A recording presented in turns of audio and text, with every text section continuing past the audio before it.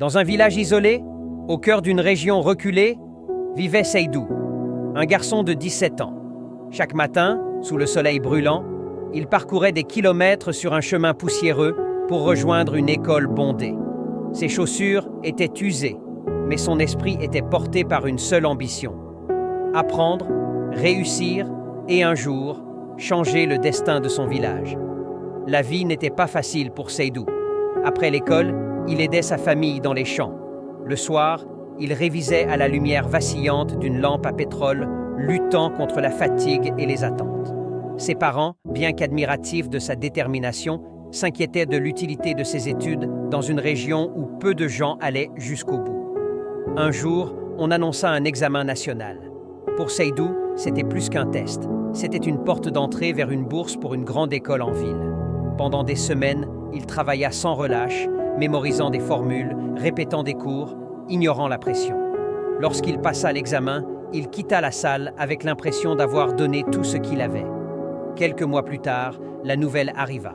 Seydou avait réussi et décroché une bourse. Avec une valise usée et quelques livres, il prit le bus pour la ville. Tout y était immense, les bâtiments, le bruit, les foules. Mais dans cette grande école, il se sentit petit.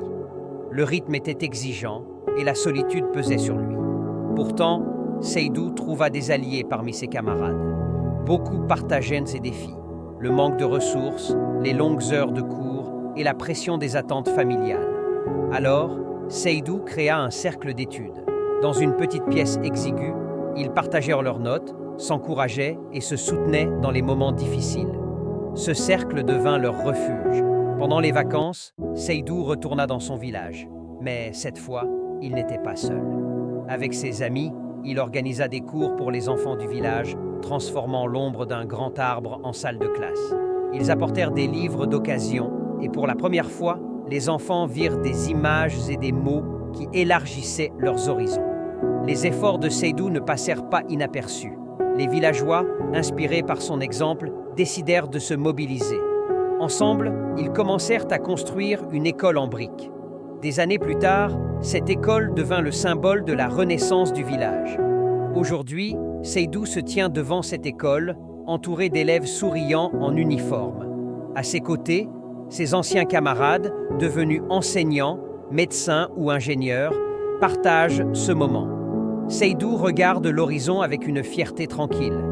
Ce n'est plus seulement son rêve, mais celui d'une communauté entière qui a appris que, grâce à l'éducation, tout est possible.